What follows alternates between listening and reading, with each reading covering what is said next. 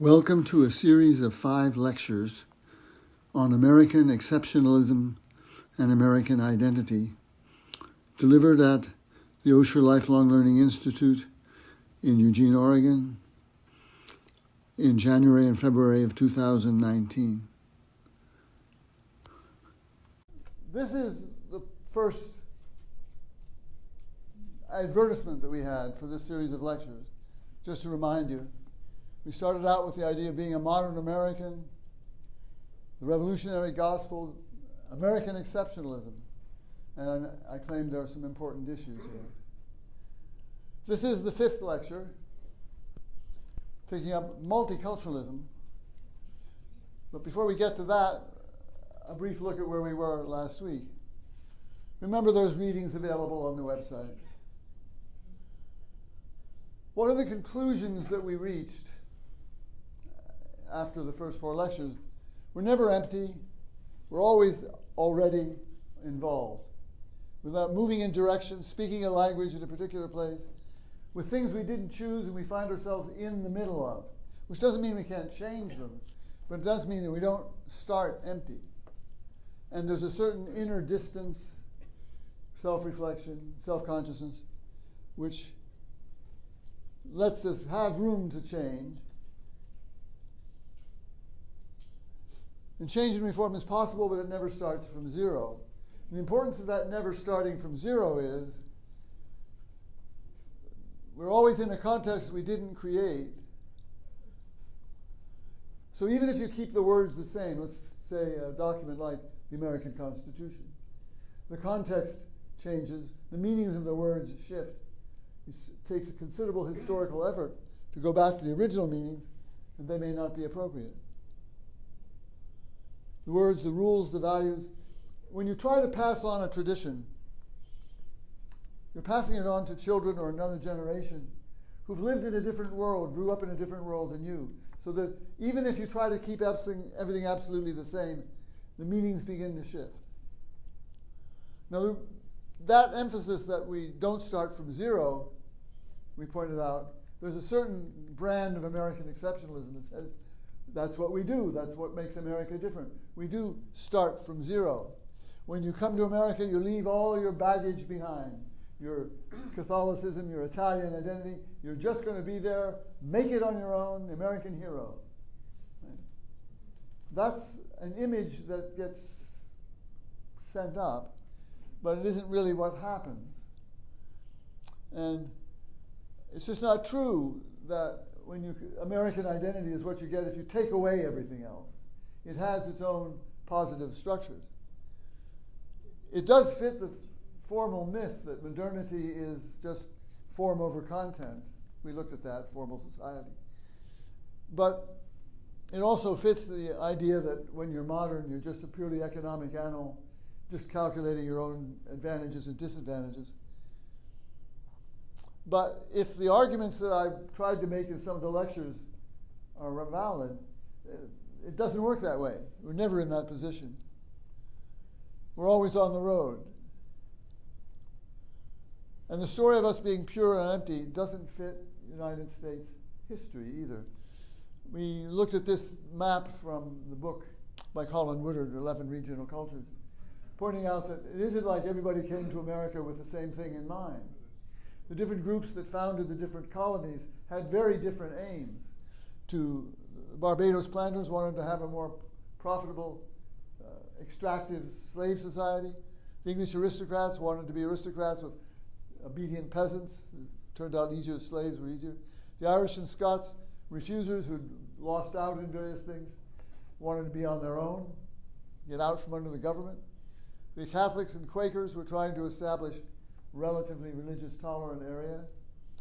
The Dutch merchants wanted to make money. The English Puritans had a cult that they were going to spread.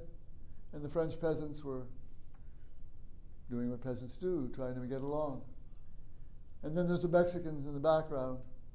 So the point that Woodard wants to make is you don't have a unified population all agreeing to a single set of identical values and so on.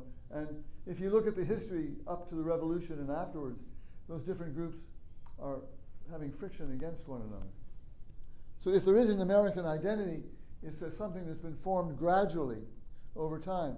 And then I used Huck Finn as a way of suggesting some of the features of that American identity. Particularly if you think of Huck and Jim on one side, the Duke and the King on the other side, the con men. You see both of them breaking out of the standard roles and values of their society, but one going towards openness, one going towards exploitation. And that set of opposites, are you selfish and exploiting, or are you open and community-oriented? We use that a lot, Americans, in judging political things, candidates, and the like. Then we looked at America the Beautiful, the hymn, poem, 3 versions.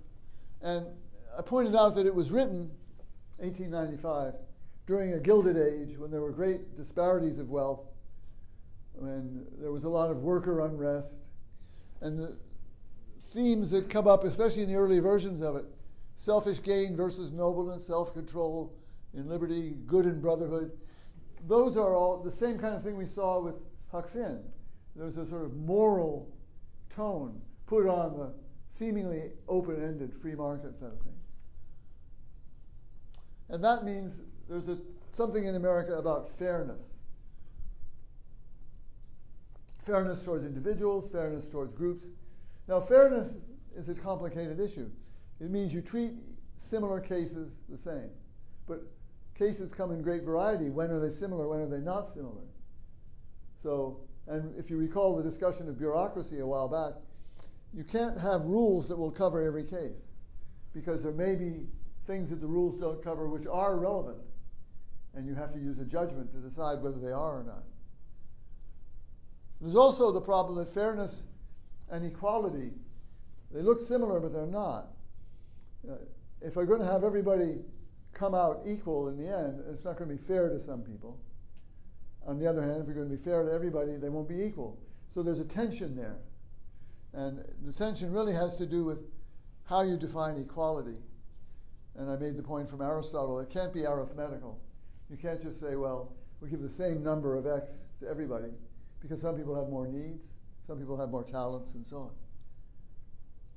So then I showed you these 5 points that Robert Reich got out of some surveys, saying, here's his attempt to give you what he called the American social contract.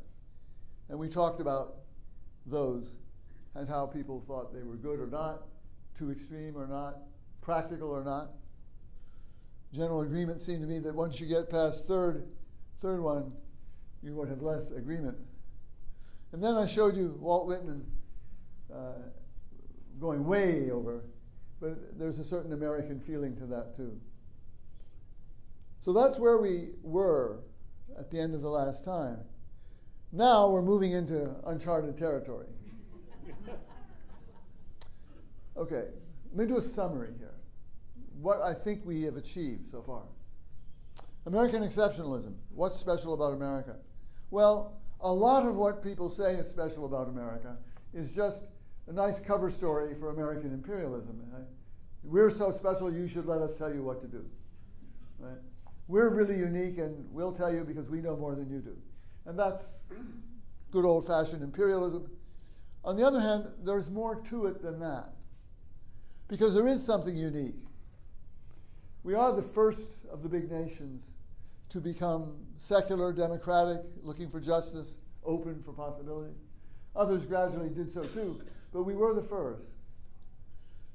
So maybe you could put it this way. It's not the Americanness, but the modernity that's exceptional. All right? What's exceptional is that we're a modern society, that may be the first one, maybe one of the more pure ones for a while. So you can't confuse the two. Now, of course, if you take modernity to mean moving away from substantive rationality, as we talked about in the first and second lectures, right? You'd have to say that opposition is misleading. Modernity isn't pure form over content. We saw that. There's no traditional solidity on the one end, and no modern formal openness on the other end.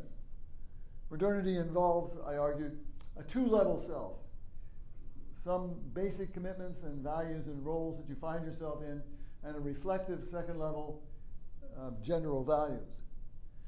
Inner spaciousness and motions, self-reflection, multi-level selfhood and identity, they were always there, making possible selfhood identity. But in older societies, there was no place for them to go. If you were feeling skeptical about your social role, there was nothing you could do about it. We even created a social place, ways that you can recognize one another as critical, secular, skeptical, ironic, and so on, which could have been just sort of funny or sinful in old days. So that what's changed is the social structure within which the inner spaciousness takes place. And then I would argue there's many modern societies now in the world, each with their own kind, style, start, embodiment of modernity. Think of China, think of Japan, think of Germany. There are many roots to modernity, more than the ones we have. But there is something exceptional about the American root. It has something to do with the fact that we had that multiple origin, and we had to come together in a way that is not typical of all these places. And there's the whole notion of the frontier, the open spaces, having the oceans defend you for a while. The emphasis on individuality and fairness and the problems we get into with that, which you don't have in some other cultures. So those are the sort of typically American things that we looked at in the last lecture. But what I'm arguing is the exceptional thing is not those, it's the modernity underlying it. Right? So that's a little summary we're going to do. And of course, one of the questions is, are those typically American things getting lost now? Right? Now, we're going to move from here to talk about multiculturalism. But before we do, any comments on what we did so far? Yeah. The closing of the American frontier. Yep. Written up about in the 1880s. Yep. I'm sorry. I'm asking about the concept of the closing of the American frontier, yes, which is over 100 years in the past now. Mm-hmm. Hasn't that made a substantial difference in the look of America as the thieves of the world who just steal land and ores and natural resources from our Yes, planet? it has. And things have changed quite a bit. Yes, we keep trying to find a new frontier. Something that we can keep saying, oh, there's where the possibilities are. Alaska, space. Space Force. You know, whatever. But it's clear that the idea that there should be a frontier that we can advance into is very much part. And it's getting harder to find, and that causes troubles, yeah.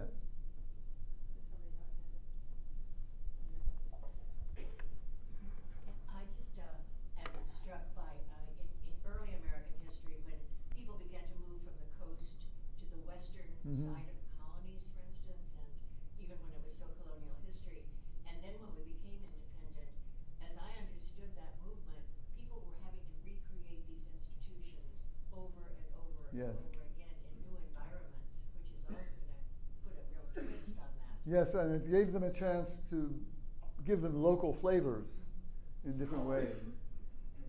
Yeah. David, would you briefly review what you mean by the term modern in this context? Well, the term, what I'm doing is saying the sort of standard dichotomy you get from Weber is substantive rationality, where the society is built on values and roles that are simply given. They're in nature, God gave them, whatever. They're just accepted. Versus a society where everything is judged by efficiency. Do we want those roles? What do you mean God gave them? We could do it better. Let's get rid of the king. You know, things like that. And you could, what I argue then is that that dichotomy is too broad, that there isn't any totally solid set of roles to begin with, because if you're conscious of them, you're already at a distance. On the other hand, there's no pure emptiness. So we take that modern versus traditional, substantive versus formal, and then mix it up a little bit, and you come up with the notion of modernity as much more explicit place in society for questioning, irony, self-distance, moving from the general to the particular, and so on, more than you would have been able to do in other times. Could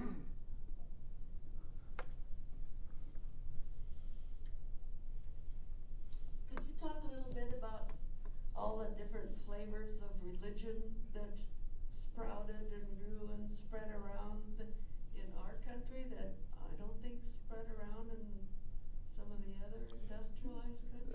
too big a topic, but it would be worth noting that there was a huge spread of religions in the second half of the 19th century.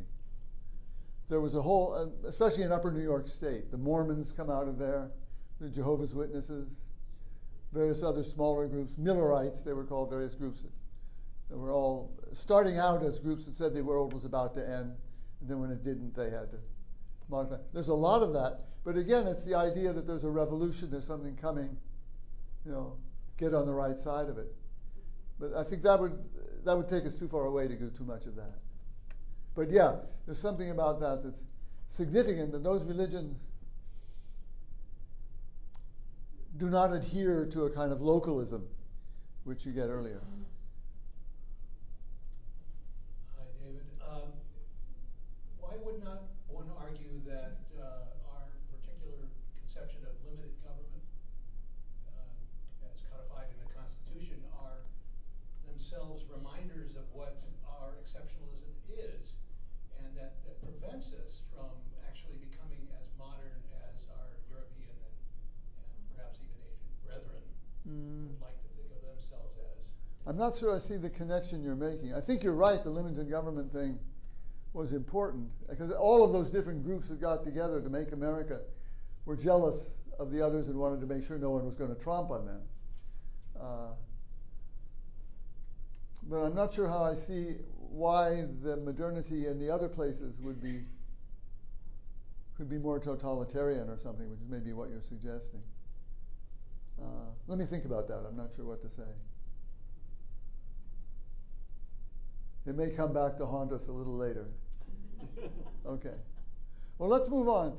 Multiculturalism, I want to raise two issues. The first one is thin identities and roles. We haven't really talked about one set of modern roles. Now think back to the example I gave earlier of the trading cities along the Silk Road in Central Asia. Samarkand is this one. Those were cities on the Silk Road. People were coming through from China and India and Iran, selling stuff, transporting stuff. You typically would come in with camels.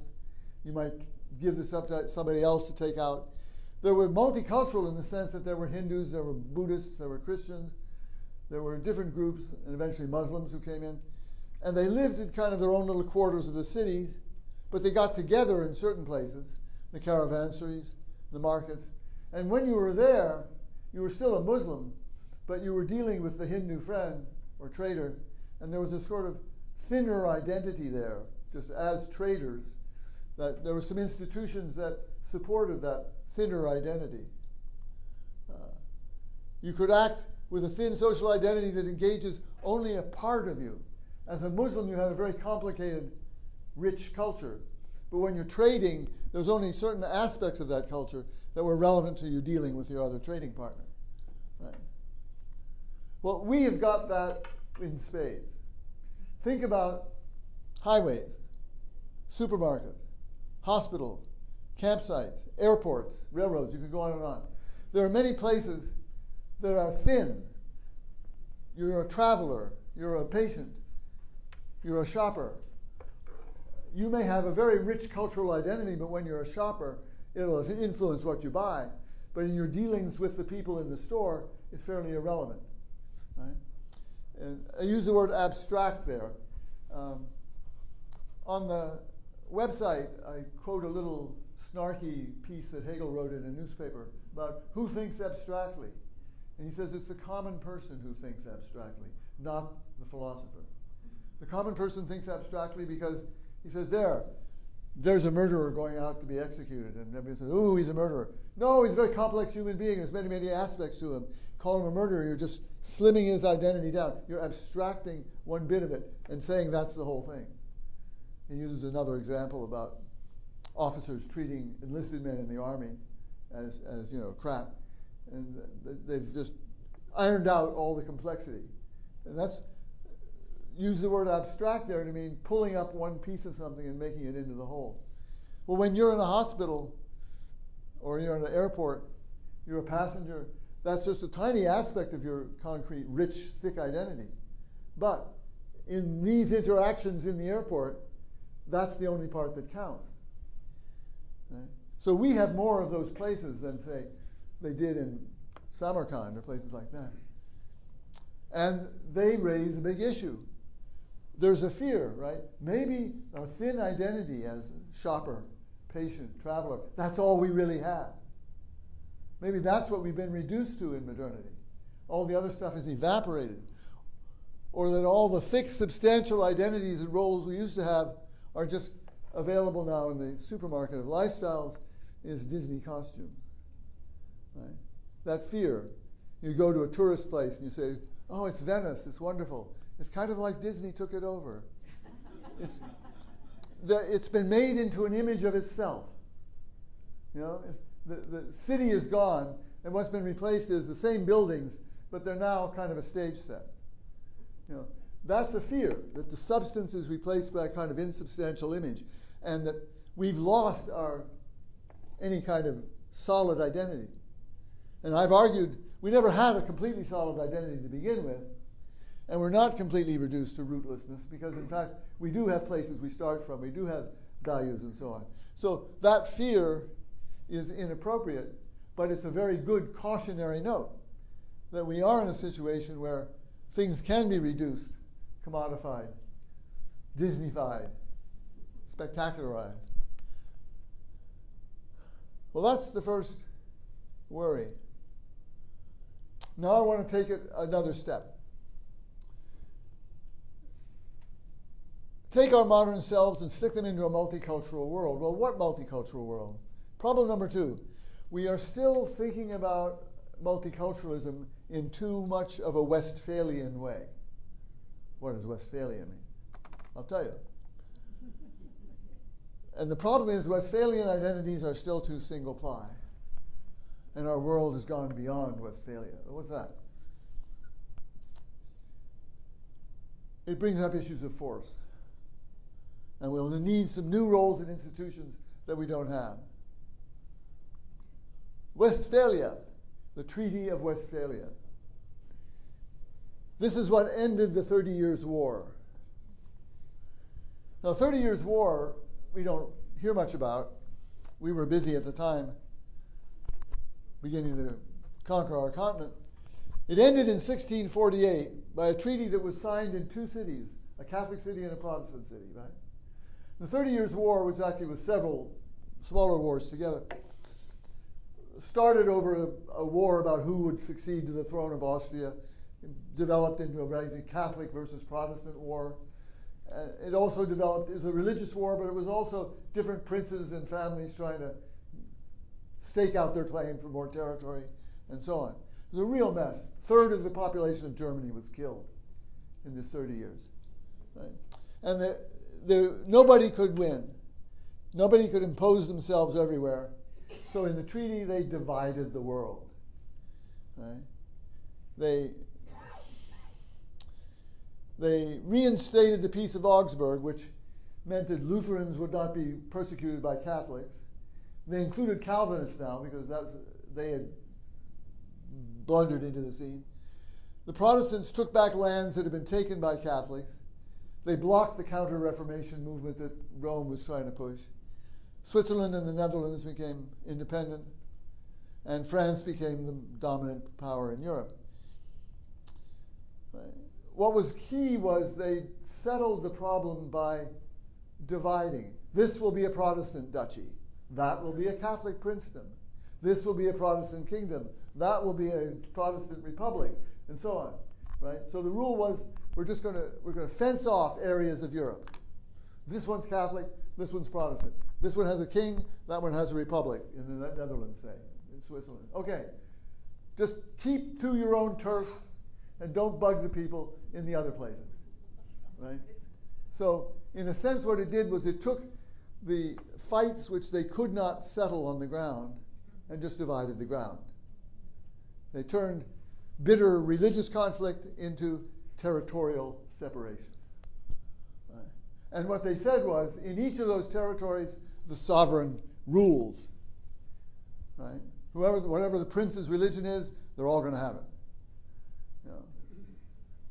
So the idea was that each this geographical areas And whoever was sovereign, might be the king, might be the prince, might be the bishop, might be whoever made the big decisions, that was the rule. And nobody from outside could interfere, and you tried to balance things off so nobody was super powerful. National government authority. And this is really where the notion of the modern nation state is formed.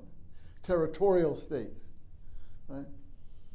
Final and sovereign over all the inhabitants. And look at the United Nations Charter. It says the same thing. Nothing should authorize intervention in matters essentially within the domestic jurisdiction of any state. Right? Every state, no matter how large or small, has an equal right. So the Westphalian idea was take intractable religious, political conflicts, turn them into territorial divisions, and have each side leave them alone. So instead of deciding which religion is best, you do it your way, they do it their way. It's a kind of multiculturalism with fences. Right?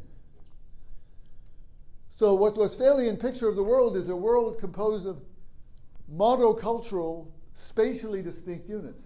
And we still tend to think that way. We tend to think of, well, France, they're different, Germany, India, with big India, maybe different smaller parts there. We tend to think in terms of territorial units. Right? And many leaders like that. And many groups like that. And the key notion is sovereignty. Max Weber said, the key notion of a state is that it has a monopoly of violence. What makes a modern nation state a state is it has the singular right for violent force. And where violent, using an Aristotelian term, means forcing somebody to move or change in ways it wouldn't normally do. Aristotle says that if I pick this up, if I let this fall, it's doing what it naturally wants to do. If I pick it up, it's violent in the sense that I'm making it rise, which is not in its nature to do. Right? In that sense of violence, I could force you to change your marriage or move your thing or take away your children or do things. Violence there is, I don't just mean physical force, in other words, it's ways of pressuring people to do things they might not normally do or maybe not even want to do. And sovereignty means that's all in the hands of the government. Now, of course, it never really works out that way. Our situation, however, we still tend to think that way. Multicultural means here's one unit, here's another, right? But we have very few spatial barriers. Obama is flying drones over somebody else's sovereign territory and assassinating people. Right? Mossad is sneaking in, or the KGB is sneaking in and doing sovereign acts of violence in the territory of somebody else who's supposed to be sovereign. Happens all the time. Happened all the time before, too. Right? And it could be good, it could be bad. We could be pressuring a government by making sanctions on its corporations or things like that. There's a lot of activity going on which the Westphalian idea doesn't allow. We are interfering in the affairs of other states. We are performing sovereign acts of violence where we're not supposed to. And they're doing it to us too. So that's one aspect where we're just different from Westphalia, much more so than the Europe. But there's also this. When the Westphalian thing went in, and we're in a Catholic city, and we have our own Catholic stuff. Over there, there are Protestants behind the wall in the next town. But now they built a Protestant church next door, or a Hindu temple next door. Right? The other is not conveniently walled away. Right? The other is very present. It intrudes. We have our own sacred symbols and identities, and people mock them. The internet trolls make jokes about them. Late-night comedians sneer at them. Right? The other is not far away. It's pressing in on us. Right? So not only are there acts that go against the Westphalian notion of sovereignty, there's presence of the other that we tried to wall out because we wanted our citizens to be peaceful. So we're in a situation where the multitude of values and roles and so on is very intimate. So those are two ways in which we are no longer the Westphalians. But we don't go as far away as you might think. Let me take a more extreme example. There's a science fiction writer named Neil Stephenson, famous for writing long, complex novels that usually the plot gets away from him halfway through. The first large published novel, one that made his reputation, was called Snow Crash. And what's interesting about it is the picture of California that he offers in it. The plot of the novel is outre, very strange, fun, but that's not what I'm concerned with. It's the background. In his picture, the United States and most of the world's governments have gone bankrupt. And the federal government has basically no longer has a monopoly on violence or much of anything. It's just one group among others. If you were traveling along the roads, which are all privatized, and you have to pay somebody for the road, you come to McDonald's, you come to a pizza joint run by the mafia, you come to a private jail, there's no public jail, you come to a sovereign little area where it's whites only, or Vietnamese only, or something like that. In other words, everything has been fractionated. Yes, there's still Westphalian divisions, but they're very small, basically the size of suburban gated communities. And there's these franchises that run all the commercial things. In other words, picture a situation much more fragmented than we have, where nobody has a monopoly on violence. And there's just little mercenary forces, and the mafia is a key player in the book. They run pizza joints and other things. That's what gets the plot started. The hero is a Japanese American named Hero Protagonist. He's delivering pizza and he gets into a problem where he can't deliver it in time. And somebody saves his skin, and that gets the ball rolling. And then there's Mr. Lee's Greater Hong Kong, which is a bunch of, if you have a citizenship there, you go in and you're safe. It's a sort of just a small Burger King size place, you know. But they're scattered all around. So imagine a situation where identities are still territorially distinct, but in tiny little scattered territories. Well, that's not us, right? The other person in the novel, the second character, YT, is a woman who is a skateboard courier who delivers things. She's the one who takes the pizza and delivers it on time. And so just think about tendencies we see carried much further than we have them. Because the other thing in that world, though, is that it's complete fractionated. Then there's what he calls the metaverse, a kind of virtual reality. You put on your goggles and your computer, and you go to a big common shared virtual reality, basically a big shopping mall, where you meet people and everybody has weird avatars. You know, one looks like an elephant, you know, one looks like a big walking penis. And you could buy cheap avatars or expensive ones and so on. So there you have complete fractionation and then complete sharing coming together in this computerized world. It's kind of like a nightmare version of what we had, right? But it isn't where we are.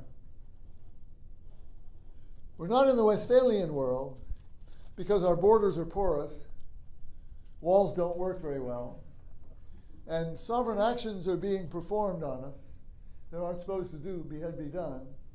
And the others are not far away, they're kind of right before our eyes, bugging us. But we aren't in his Los Angeles either, because there is still a fairly strong state monopoly on violence.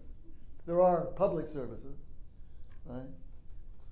So we're not at his extreme, but we're not at the Westphalian extreme either. But it's getting harder to keep inside and outside discrete.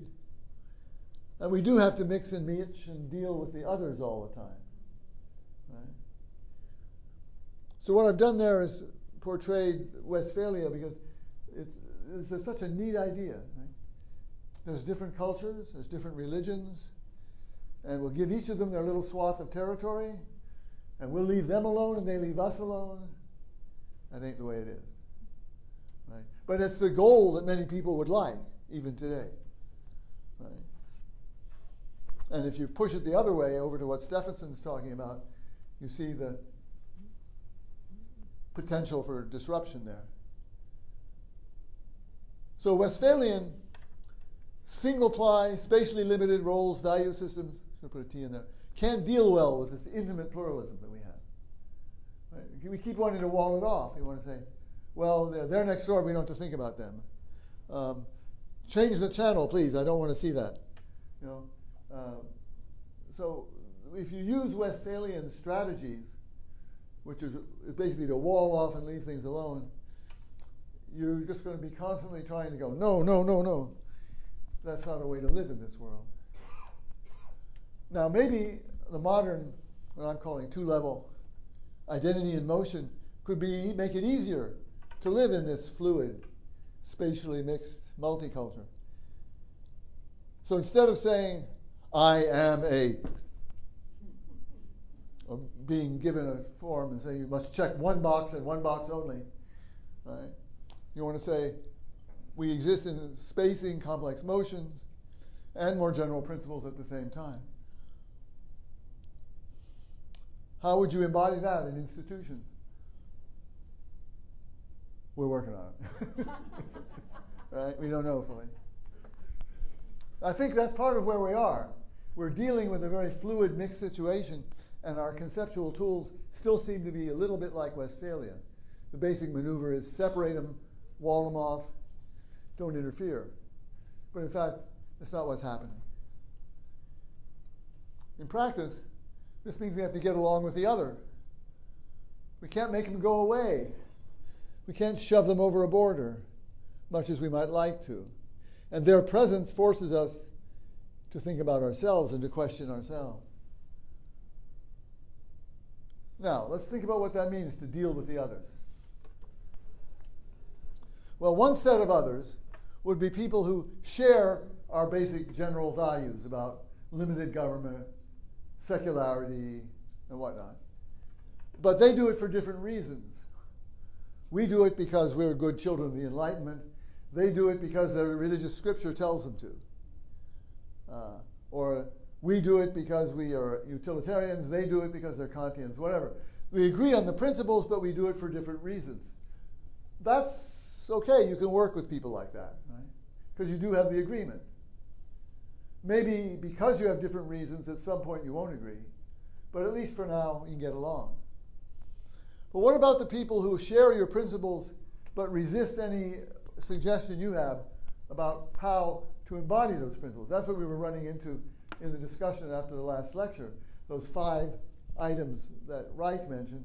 And people say, yeah, you can agree with that, but how would you operationalize it? How would you make it happen? What kind of institutions? What kind of economic arrangements? You know, it's easy to sign on to the principles. But then when you say, all right, what's the tax rate? Then, of course, it gets into difficulty. Well, you can work with those people too, but it's tricky. And that's a lot of what we do.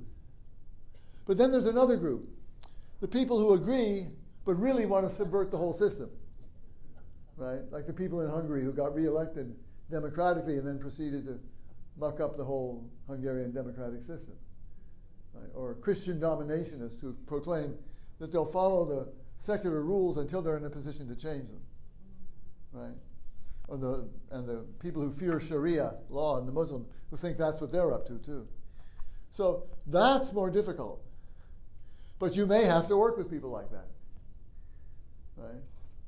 Because here you're getting to the issue. If they won't go away, if you can't put them behind Westphalian walls and borders, you're stuck with them. How do you talk to them? How do you deal with them? That's what we're trying to learn. Right? You got to work with them. That means tolerance. It means politics. Now, those are the 2 topics we're going to take up next. Tolerance. Tolerance. Here's a nice slogan. Tolerance is the positive and cordial effort to understand another's beliefs, practices, and habits without necessarily sharing or accepting them. Sounds good. Intolerance will not be tolerated. Now think about that. There have to be limits to tolerance, right? We're talking about sharing certain general principles, but there are some people who don't share those principles, and yet we still have to deal with them too. But we're not going to tolerate their intolerance, right? So that's one part of it. Here's the other part. Right. And that's not ridiculous. You know, so you look at those three things together, they don't go well together. Right? Let's take a case. What if you're truly positive and cordial? I really come to understand your beliefs and practices, but I condemn them. It could happen, right? I really understand why you say that. I appreciate, but you're wrong. It's bad. You shouldn't be allowed to do that. Like what? Well, some sex and gender issues, some child rearing issues, mental health issues, ritual violence, wailing, genital mutilation, etc., etc., etc. You can argue about what those are, but some of those people are going to say, I understand, they're a part of your culture. Yes, it's very important to you. No, you can't do it. Right? And that's a real tough case. That's when you get into this tolerance problem big time. Right? Now, you could say, well, look, cultures are not blocks of concrete. There are some practices, some values, beliefs, or concepts which we can condemn and you could change without negating your whole culture. Mutate your culture a little bit under our influence, right? Give up that particular practice. And they could say, oh, but it's absolutely central. And you say, well, couldn't you redo it? You know, that's the kind of debate you get into, right? So it is true that there are practices that could be dropped or changed without negating a whole culture, but some groups would be better at that than others, right? And you do have this problem, what they call the Protestant principle, which is basically, you accept our values, or if you don't like them, go away and form your own group. Right? This was the problem that Lutheranism had, the Protestant Reformation. You know, it's splintered. You know? You may, whatever you think about the effectiveness of the Catholic unified church, it didn't do this, you know. But you can imagine that happening if there's not a religion now, but some cultural practice having to do with child rearing, say. And we urge you to change them and make them more, what we would think, more liberal. And you say, okay, and then half your group goes and refuses. As you see, for instance, when the Mormons were asked to get rid of polygamy, some people didn't. They formed a splinter group, right? So this problem of tolerance has very practical implications. It could mean that you just have a endless splitting of groups, some of which you could get along with easier than others, right? And then how do you deal with that new plurality, right? Well, what do you do if you understand, you respect, but you still condemn? Maybe it's their attitude toward vaccinations, or blood drawing, or the way they bring up their children, or what have you. And you can't get them to agree or compromise. What do you do then? Right? Do you just say no, but you may not have the power to forbid it? Do you just look away and say, well, let them do it, I just won't bother? We do that a lot. Or do we go and say, well, save individuals, or sanction the governments, or whatever? I mean, this is an active problem. Put positively, we're intervening to protect. Put negatively, it's a kind of imperialism of our values over your values. That's a tough situation because they're not going to give it up, and you're not going to give up the values on your side. Right? Carl Schmitt, the German jurist, 1920s and 30s, put it very strongly, and this is very nasty.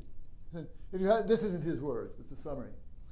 A community whose political identity is tied to values which it takes to be universal, such as we think of modern America, must concern itself with whether other political communities respect those values and be willing to interfere if they don't. Because my values are universal. If I believe that, and you're trespassing them, even though it's not in my territory, And I can't be Westphalian, in other words. My universal commitments forces me. I won't accept the reduction of political conflict to territorial conflict. That's the way the Westphalians solved the problem, right? The political conflicts were changed to territorial distance. And then he says, if that's the case, you're going to end up with a global civil war because the enemy is going to be absolutely unavoidable, to have absolute enmity. You can't compromise. Right? That's a pretty harsh view. I will tell you that one of the conclusions Schmidt draws from this is ethnic cleansing. Right? You have to have political units which are ethnically pure.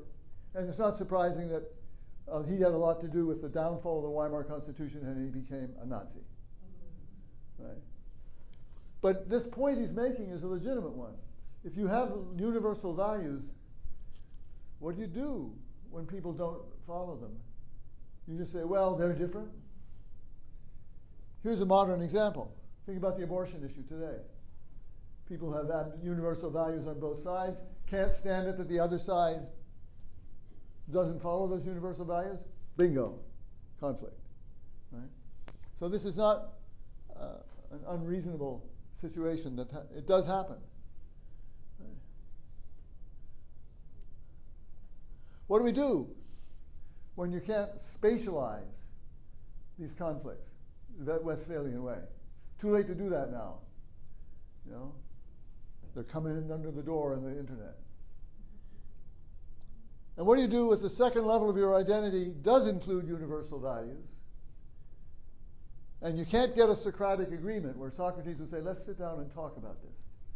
We'll find how we can, something more general we can both agree on, and then we'll come back and make out a mutually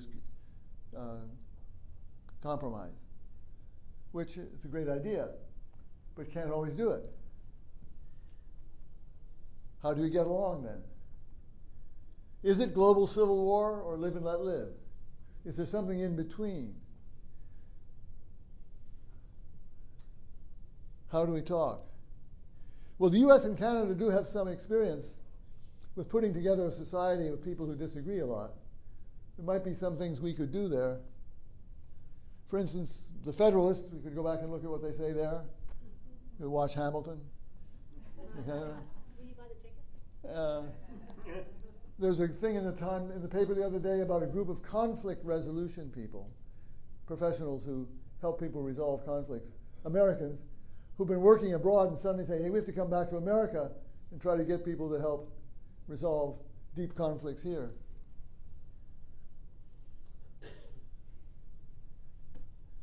You want to do the Socratic thing, you're going to strive to find common ground, shared interests. The basic Socratic thing is to get people to admit they might be wrong and that you can judge together, you can try to search for something better. But that's hard to do, particularly hard to do if the people you're talking to are not individuals whom Socrates can say, but they are representatives of a group. You say, I'm sorry, my group won't allow me to do that. And in politics, you're often talking with members of a group. Remember, Socrates got executed by Athens, in part because he couldn't talk to all the citizens one-on-one, right? The nasty word is politics. Politics comes from the Greek word polis, meaning city. Politics is those things where we talk about to make the city work. Politics and making rules. And, regretfully, necessarily, sometimes pushing people around forcefully. That's part of it, too. Now, take up the question of force again. Socratic discussions, mutual search for foundations and natural interests, that's lovely. When you can do it. Max Weber has an essay called Politics as a Vocation. And this is a quote. There's more of it in the webpage. The early Christians knew full well the world is governed by demons, and if he himself lets himself in for politics, that is for power and force as means, contracts with diabolical powers, and for his action, it is not true that good could follow only from good and evil only from evil, but often the opposite is true. And anyone who fails to see this is indeed a political infant. Weber is talking there at the end of World War I. trying to get the Weimar Constitution to work. And he's saying, if you're in politics, you can't be a saint. The saints are the people who insist on having their way and bring ruin. You have to be able to be compromising. You have to be willing to use force. Very, very strong statement. And remember, even Plato's Republic had an armed force for defense and internal policing. Well, I want to make an analogy here to football. I mean, you're going to talk politics, you've got to talk football, right? We're Americans, eh? Football, you're on the field. Crash, bang. It's violent, it's exciting. But that's not really where the action is, guys. I mean, there's the umpire, there's the rules and regulations. The real action is when you set up the rule. Right? The real conflict is there. That's the meeting of the football owners. Right? It's when they trade off and do things like set the rules for free agency, which is going to determine who can have what players, which team is going to get strong and which won't. Think about strikes and lockouts in sports.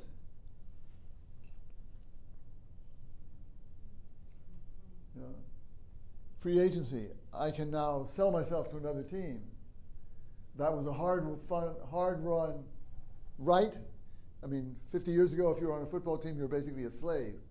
They could sell you, but you couldn't do anything else. Right? Now, after a certain period, after certain criteria, which of course are constantly being refiddled with to advantage one team or another, you know. So making the rules, that's a supreme political action. Right? And we have some experience in making rules, procedures. This is where the Constitution comes in now. Making rules and procedures for groups that don't necessarily share the same interests. We have more experience at that than a lot of other nations do. Right? So politics, talking with, getting along with, is going to involve arguing about the rules and the principles and the structures. And that's where you try to get away from using force, but that's where it gets tricky. Right? So this is where the point that Jim was making about the Constitution becomes very relevant. We do have some experience in mediating federalism, trying to make rules, have a procedure for making rules that people can accept. Doesn't always work. Right now it's not doing very, very well. But it's got something to work with there, which, say, in China you wouldn't have. Right? Henry Adams defined politics as the systematic organization of hatred. Henry Adams is, of course, the great-grandson of John Adams and John Quincy Adams. So, Immanuel Kant says somewhere, the problem is you want to set up a governmental structure such that if your population was all demons, all evilly intent, they would still be forced by the way you set up the structure to behave well. Right? Or you systemize the organization of hatred so that it comes out all right. Maybe, like in 1776 when we had to do that, there's an opportunity for American exceptionalism to do more of that now, and we may be missing it because of the way some people are dealing with American exceptionalism. Right. Now there's another fear hiding under this. The state of exception. I mean, you could say, look, there's another choice in getting people to follow my way. Let's start a war. Or let's make everything scarce. Make everybody poor. Then they'll have to cooperate. Right? There's ways to force people by making them miserable. The phrase state of exception comes from Giorgio Agamben. And it actually comes also from Carl Schmitt. The state of exception is like when you say, I'm sorry, the rules don't apply. the situation is too dire. We're going to have somebody run it as a dictator for a while. Somebody's going to decide that the rules have to be suspended. It's a state of emergency. And if you think about it, more and more nations are trying to convert their governments into states of emergency. Right? Yeah, there's rules, but we can't take care of those right now. Forget them for now. Now, just do what we tell you, or the KGB will get you. Right? So that's a real fear. The multiculturalism is overcome simply by declaring a state of emergency, a state of exception, suspending the rules, and then pushing people around. Right? That's what we don't want. So that's why the sort of things Americans have been trying to do might be a lot better than that. So, final summary. Here's where we are today. Multiple rules, selves in motion, many different divisions, no longer spatialized, no longer Westphalia, no clear rules that everybody agrees on, and we can't go home again. You can't go back to an old substantial society, if there ever was one. You Can't Go Home Again is the name of a novel you may know by Thomas Wolfe, 1930s.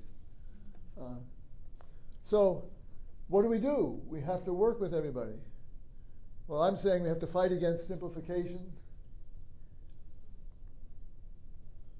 Here's one picture. Do you know Matthew Arnold? Poem, Dover Beach? These are the last lines. We are here as on a darkling plain, swept with confused alarms of struggle and flight, where ignorant armies clash by night. If you remember the poem, and it's on the website, it's about the decline of faith and the resulting darkness of the world, written in 1865, published in 1865, may have been written a little earlier. Well, that's not a very good picture. Here's another one. Could there be a time for America leading by example, opening horizons and so on? What would that mean in today's world? That's a question for you. Well, step back. Isn't this all a bit academic? Ivory Tower, right? Well, that's what I've been trying to do. Sight out the land from the ivory tower. Caution ourselves not to get caught in oversimplified descriptions and false oppositions. Make distinctions. As St. Thomas Aquinas says, be very cautious in what you affirm. Almost never deny anything, but always make distinctions. Pointing out spaces where there's room to move. And it's nice to be up in the ivory tower, but the truth is we're all on the same level. Right? So, this was the slide I showed you at the very beginning. Am I going to give you political advice? No. Philosophical advice, make some distinctions, revise some concepts, question the questions, widen the field of possible answers. I mean, I'd be happy if these have any effect. If you suddenly in the middle of an argument say, wait a minute, you're asking the wrong question. Or you're presupposing an absolute dichotomy here which isn't there. Or those are not the only two alternatives. Things like that. That's what it means to free up your thinking, which can be very unnerving because suddenly you don't have a neat box to check. But that may also allow for more creativity.